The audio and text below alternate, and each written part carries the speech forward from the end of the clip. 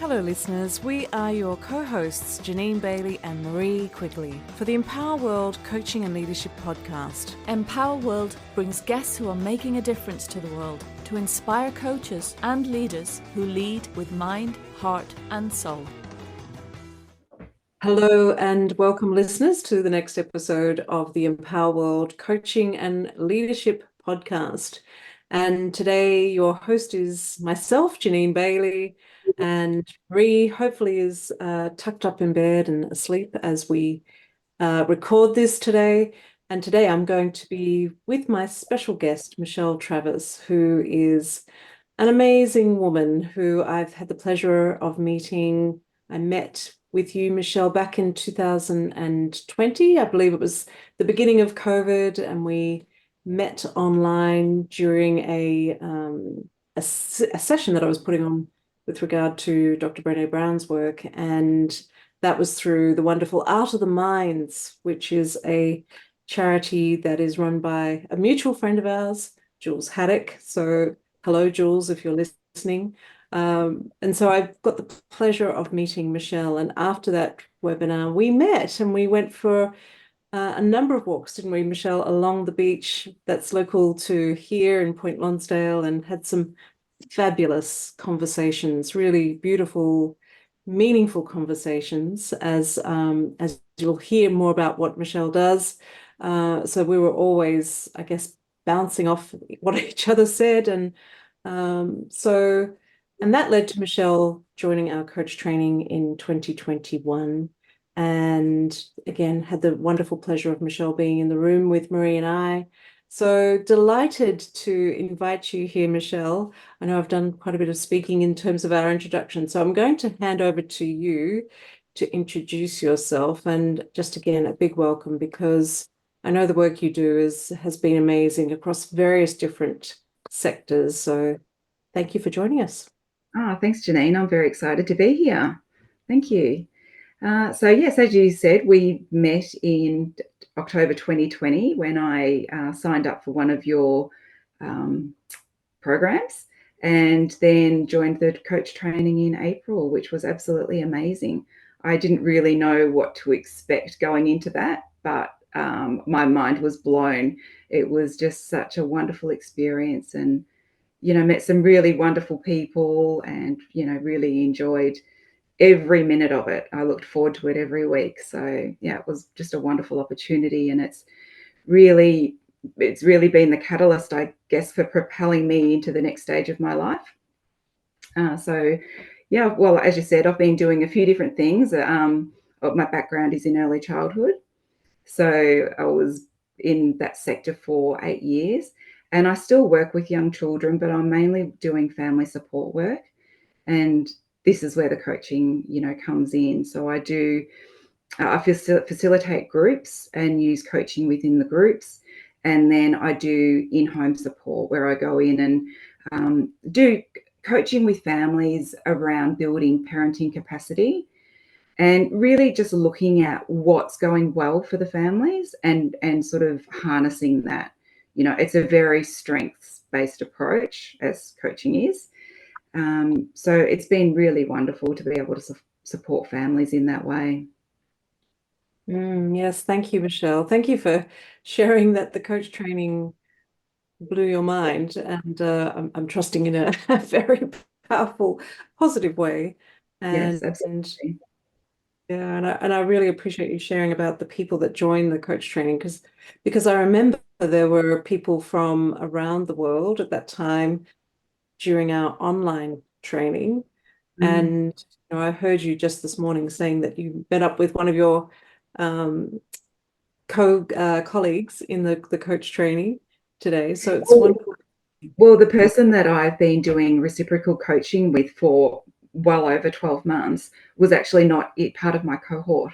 I met her on one of the Q&A calls. So she completed the coach training before I did. And yeah, Ah, we connected on one of the Q&A calls. mm, And we've been coaching together ever since. And we've got an amazing friendship. And she's coming out from New Zealand in February. And hopefully you will be joining me, and we will go and meet her in Melbourne, in the city. yes, that would be brilliant. Isn't that funny? Everything sort of has merged into one over the years. So yes, for some reason I thought you were in the same cohort, but it's wonderful No, to wonderful to hear that you get to connect also with others, with like-minded people, to be able to make those additional connections that are linked through the coach training. So there's absolutely. support for each other.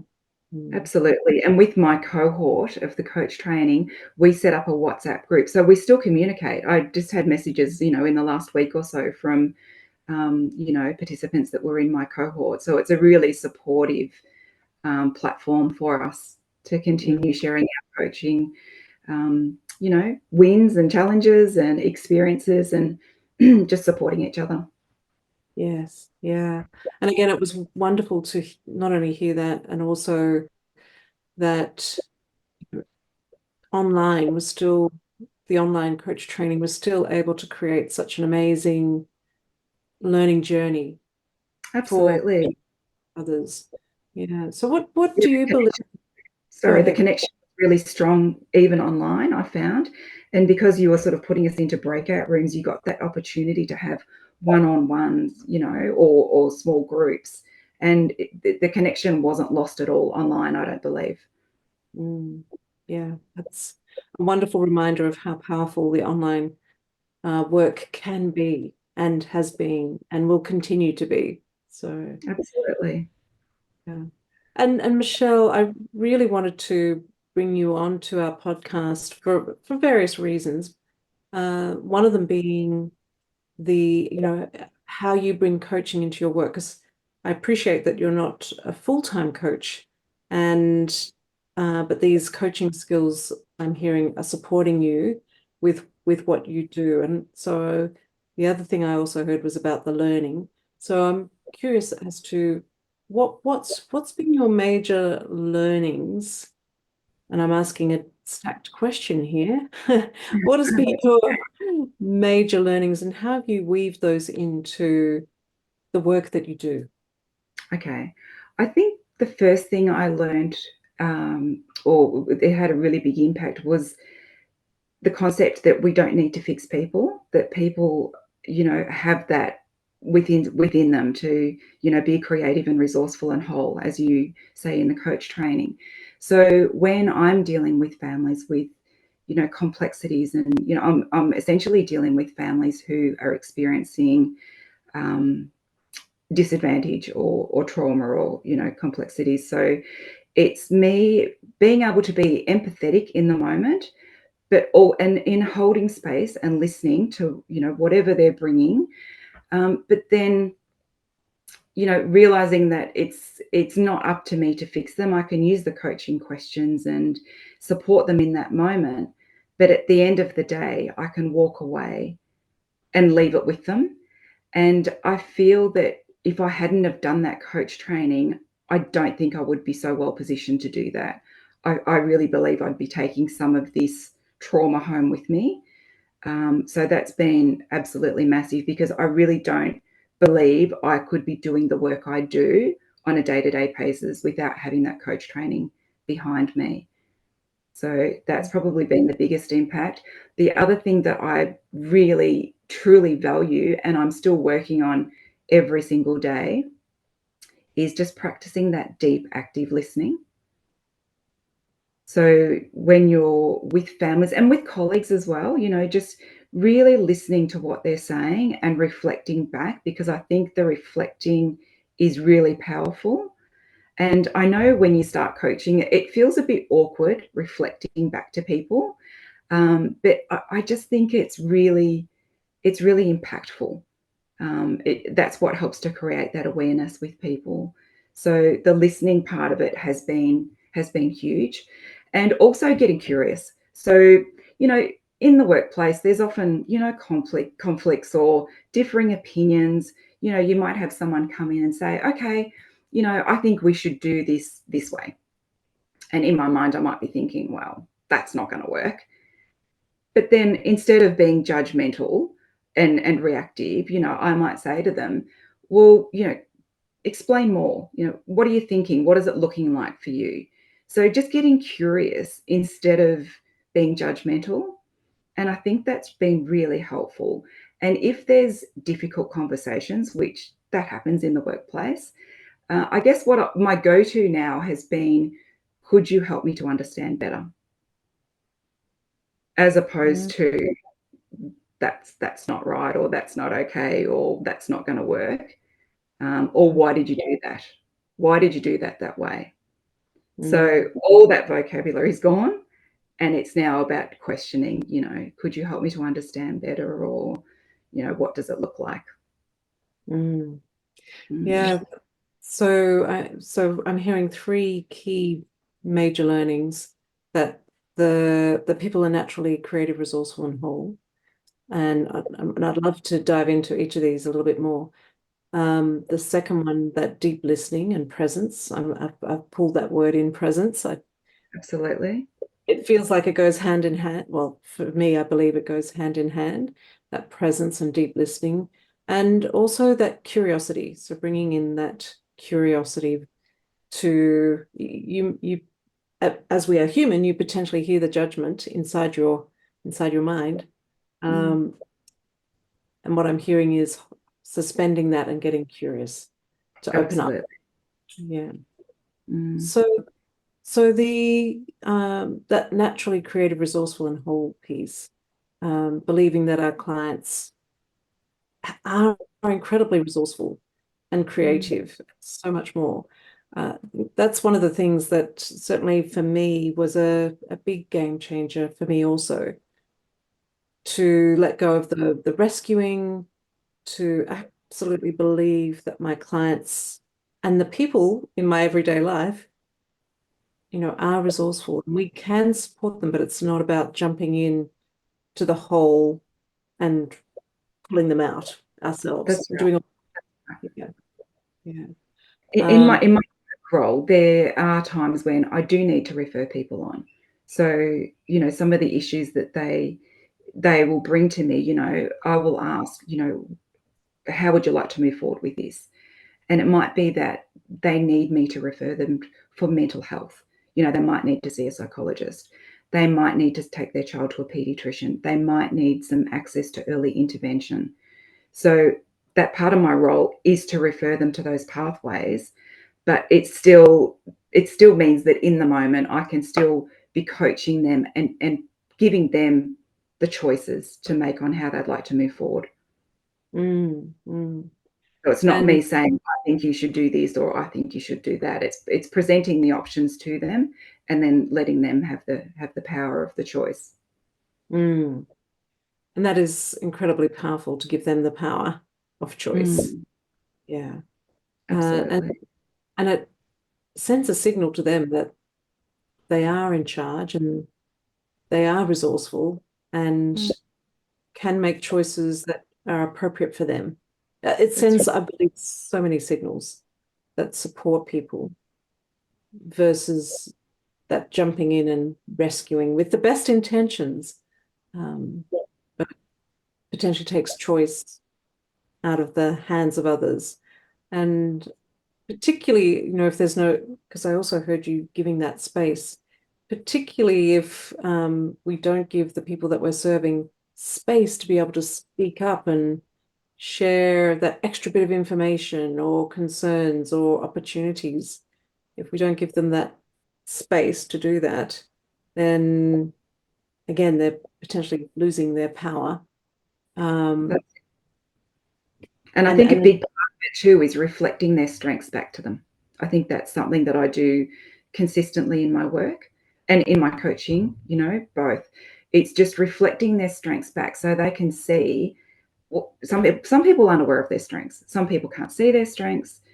But when you can give an example of, look, I really admire the way that you did this, or that interaction that you just had with your child was so powerful, and it's such a positive, beautiful way, to have that bond with your child. And they might kind of look at you and think, because people are so hard on themselves. People are constantly beating, mothers in particular too, beating themselves up and feeling guilty. I'm not doing enough. But if you can reflect their strengths back to them, it just really shifts shifts their mindset and helps to move them forward. Yes, I think that's really a powerful thing to share, Michelle. And I can also sense we're moving into the listening, that deep listening and presence. And through that deep listening, we can notice those things about the people that we're with, notice those deeper aspects of themselves, and potentially maybe even start to imagine what those blind spots are for our clients and reflecting, and colleagues and family, whoever it may be. And as you say, reflect back those deeper things that we're noticing about the people that we want to serve and support. And so being the mirror in someone's life and reflecting back what you trust and believe is the strengths can really, again, give another perspective to who we serve. I was with a group of coaches actually last night. It's more friends, we're coaches, and we come together, but there's always a coaching element to it somehow, some way. And one of them was sharing her challenges. We were doing some reflection for the end of the year, and she was reflecting back her challenges about her being a mum. And again, you could hear that harshness, that inner critic coming through about whether she was a good enough mum. And isn't it interesting, coaches, everyone are going to have those doubts. But again, we were all as a group, yet we were all able to reflect back and let her know what we were noticing about her, and that bringing in that curiosity to support her to, again, gain another idea and perspective about herself that we trust supported her. So Absolutely. That's amazing. So, and we had a little discussion before we came onto this podcast, and we talked about that reflection, being able to acknowledge the person that we see before us. And there were some words coming up as to what that is for your clients. But Michelle, maybe you'd like to share more about that piece. Yes, I think so. Going back to the active listening and just really holding space, and this was the example I gave was when I'm actually working with families in my day-to-day job, and just the feedback that I've had is that to have someone just hold space for them so they can talk about their fears, their concerns, any issues that they've got with their parenting, with their child's development. It's really just listening and just giving them that validation, that it's okay, that they're the mother, they know best, and just sort of working out how I can support them to move forward. Often families have been dismissed by other services, by doctors. And, I always just validate that you're the mother, you follow your instincts, you know best. And if you've got a concern, well, then let's look about how we can support you there and how would you like to move forward. And as I mentioned before, that might mean that we get some external services involved. But the feedback I've had from families is just holding that space has just taken the weight of the world off their shoulders, because they just felt like they haven't been heard. So that's what I can bring, is I can just really listen to people and have that empathy and to put myself into their shoes. I mean, I have children, so I have been in their shoes. Some of the things that get brought up, I've experienced, and I can definitely put myself in their shoes and have that empathy for them. Yes. Yes, how beautiful. And I'm noticing some emotions coming up for me, and I don't know exactly what that means. As I don't have children, I have a cat, Batman, who some of our listeners will know, and I'm sure you do know him, Yeah, Michelle, through to our podcast. But I think it's that being seen. That's it. I think you understand the value of being heard and seen. Yeah. It really is powerful, and it's quite simple. It really is simple. It's just being aware and just reminding yourself. We all have those moments when someone's telling their story and you want to relate your story to that story, but it's just catching yourself in that moment and taking a breath and just letting the person finish, let them tell their story. So, we don't need to add our story as well. It's different when you're walking with your friend on the beach, it's different if you do it in that moment. But when you're coaching and, spending that time with someone to really support them, just try and stay present and not think about what you want to say next. I think that's where the power is. Yeah, absolutely. And that is my belief as well. And when you hold that space, as you say, Michelle, it allows people to go on a journey of deep reflection, and that might mean processing thoughts, feelings, somatic reactions, whatever it may be. And so that is such a gift to give to someone, or to receive that. So, as you say, bringing in our stories, our thoughts, um, our words from the head versus the Mm, heart, can detract from that really powerful processing, and really beginning to understand more about self. So yeah, yeah, what a beautiful gift that you are giving the families that you serve, Michelle. Um, I feel like it's a work in progress. As I said, I'm very conscious and aware, of making that choice to be present. It's practice, isn't it? It takes practice. yeah, it Mm, absolutely does. So, and that validation that you spoke about, being able to reflect back what you're noticing when it's appropriate, when the person is ready to receive. Again, a beautiful gift to mm, support people in those most challenging of moments, or even in those lightness of moments too, to support people to step into their strength and power even more, whatever whatever way whatever mm. way the conversation.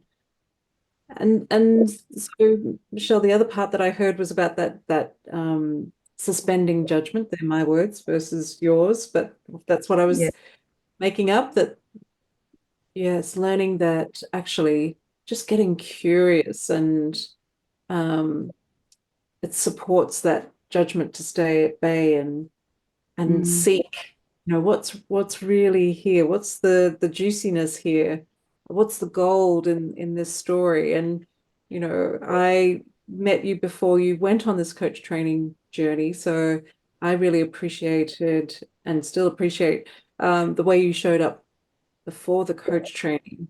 I felt you were a very empathic person, very emotionally intelligent, and so much more. So, for listeners, potentially, when you said those judgments used to come up, and the way you spoke, as a result of those judgments, how you spoke, um, I know you would have still been very mindful about other people, and mm. not wanting to what's the word I'm looking for? The appropriate word I'm looking for. You wouldn't want to, put them off, so to speak. No, If that's they're right. But I think it goes back to that saying, when you know better, you do better. yeah. Yeah. I think is it a Maya Angelou saying? Yeah. Mm, So it's just constantly learning. My number one strength is love of learning. So I harness that by sort of keeping on top of these things and just always looking for ways that I can be better, particularly in my communication and coaching, because that's what's really important to me. And that's what I feel really passionate about. mm. And so with that curiosity, I'm also hearing this wonderful opportunity for the people that you work with, that you partner with, that you live with. It gives them an opportunity to really express themselves much more fully, if not fully. because you're suspending that initial thought that, again, we as human beings, we all judge all the time. So it's natural, but it's listening to it but not giving it power That's and just right. getting curious. Mm. I believe the world would be a better place if everyone could adopt that communication style, just more curiosity and less judgment. Mm. Mm. And when you're doing that, Michelle, what do you find opens up because of that curiosity? Well, I just think you're getting a better understanding of why people are bringing forward what they are, what's important to them, and also, as we know, understanding people's values. Because when we understand that, we I can give you an example of I worked with a colleague very closely. We were just a team of two, and she was always very mindful of, we were working with children, so children's safety. So sort of almost to the point where it was a bit obsessive, and I used to get a bit annoyed because she would be constantly head counting children and checking again. And when we had a deep dive into our values, it came up that her number one value was safety. So my number one value was connection, and I was looking to connect the children with, community, with the library, with the school. So we really got that understanding of each other, so that when she was doing her head checking and safety checks, I had much more consideration and empathy for that, because I knew that that was her top value. And when I was wanting to, set up programs that connected us with the library and with the school, she fully supported that because she knew how much connection meant to me. So Mm. we were always working with our strengths and values, and that in a workplace, in a team, is just so incredibly valuable. And Mm. we actually went on to win a Victorian Early Years State Award for our program. So it just shows the power of getting curious with your colleagues and just gaining that deeper understanding of where they're coming from, of why are they doing the things that they do. Mm. Wow, what a fantastic example, Michelle, that you've shared, bringing values and strengths to light, and why they're so important to understand and appreciate, and to live into.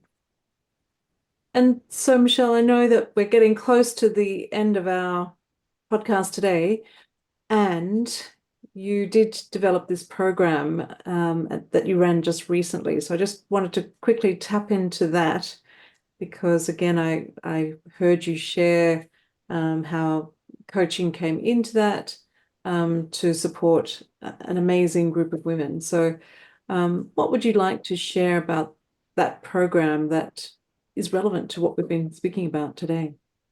Okay, so with the program, so it's called Existing to Flourishing, and we had a group of, there was 8 in total, and I essentially wrote a program based around, I guess, the elements of coaching, understanding our values, our character strengths. Um, what else did we look at? We looked at goals, setting goals. We looked at communication. We looked at how we looked at actually mental health, because I think that's a very important topic. And we looked at how spirituality and things like synchronicity, meaningful coincidences can support us in our mental well-being. So it was really lovely. It ran over 6 weeks, and of course there was lots of learning for all of us. Mm. Um, and I've always been very passionate about positive psychology and introducing things like gratitude, mindfulness, elements of flourishing. We looked at the pillars of well-being in positive psychology that may lead us to flourishing. And it was really interesting because things came up like people feeling that gratitude was something that they really couldn't embrace because it went back to their childhood, perhaps of being told that they needed to be grateful for certain things, which Mm. really, I guess on reflection was not really about gratitude, but perhaps more about control. So there was just lots of lots of learning and lots of connection. The women were all different ages and they all connected right from the very first week. They all shared their vulnerability from the get-go, and they were very empathetic and understanding with each other. They collectively held space for each other. And as the weeks went on, people shared more and more of their story. And it really, again, another saying of Brene Brown saying, you know, like when we share vulnerability, it supports other people to do the same. And then that's when healing begins. And I really believe that that's what happened in this program, is that people got to feel that they're not alone in their struggles, that everyone is struggling with something. And just to have that support and to have that safe psychological space to share their stories was just incredibly powerful, and even more so than I could have ever imagined. And the learning for me was just, you know, that gratitude is something that doesn't come to everyone, and maybe it's something that needs to be practiced. And I did suggest that what if instead of expressing gratitude and feeling grateful for something, that you could just perhaps focus on, you know, what went well, what went well for you today, what went well for you in this moment. So not everyone's at that gratitude stage, and that's okay. But I think all of us have the ability to look at what went well. And to give it more power, we can say why, what went well and why. Okay, that's it up. The next thing that another learning for me was about happiness.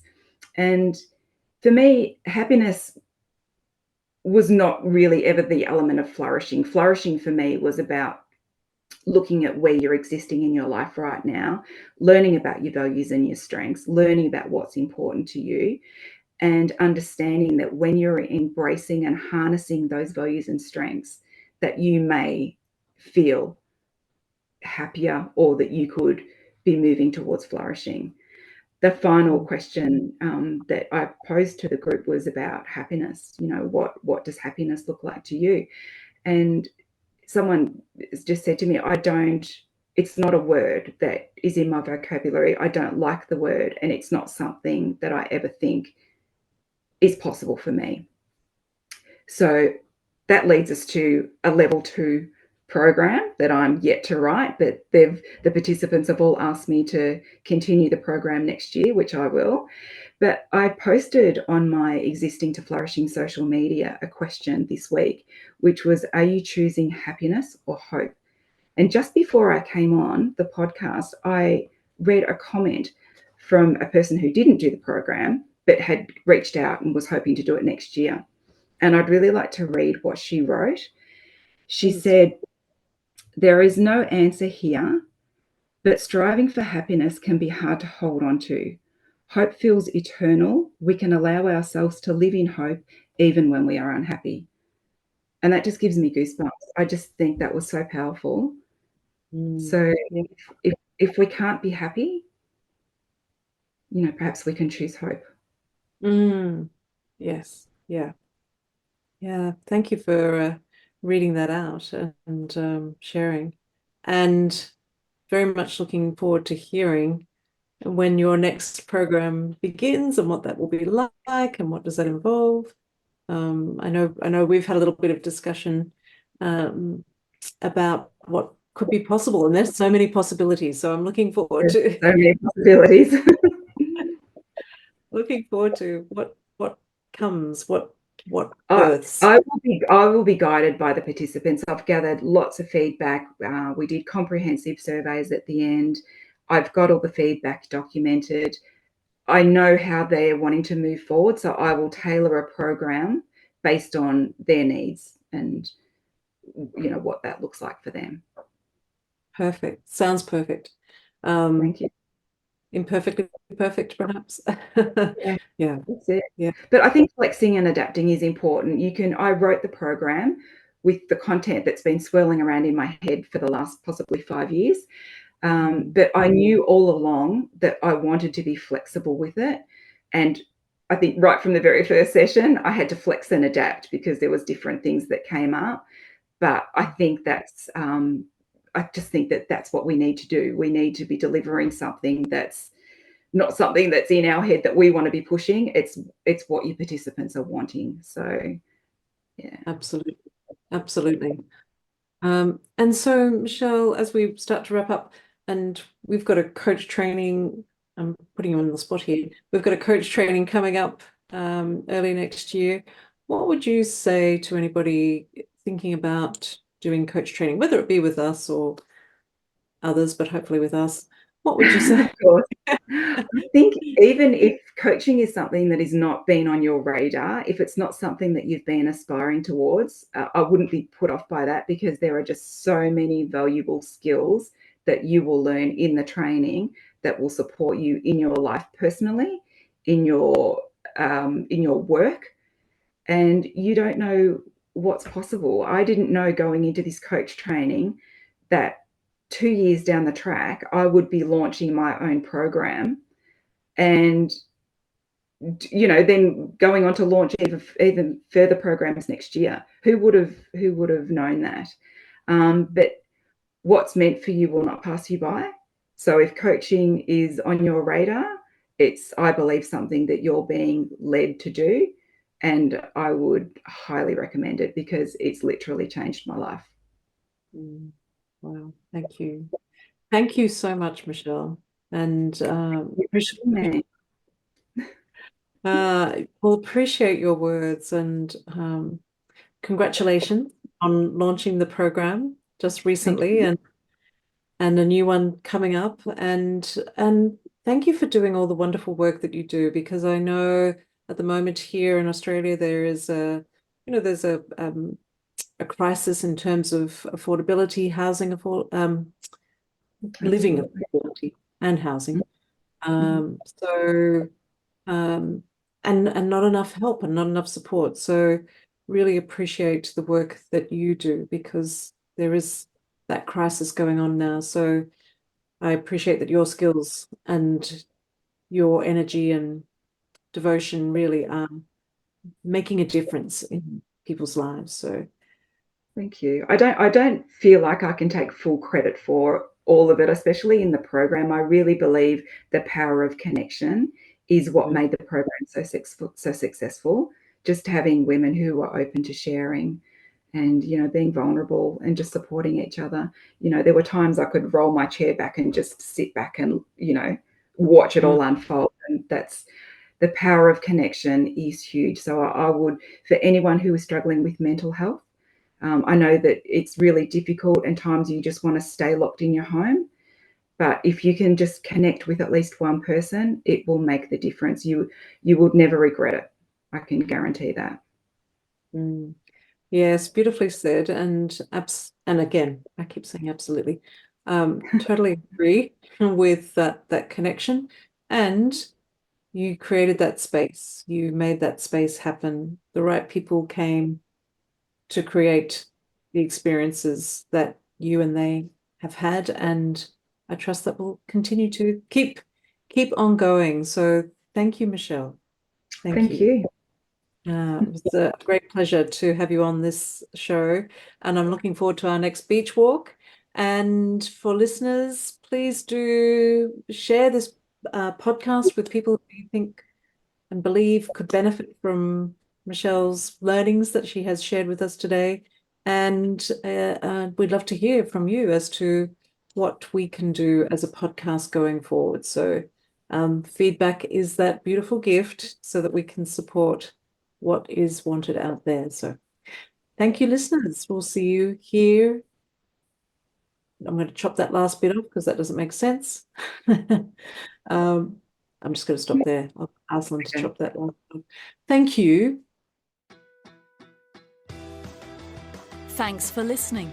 You can find out more about us on our website, www.empower-world.com, and on our social media networks, Facebook, LinkedIn, Twitter, Instagram, and YouTube. Be empowered.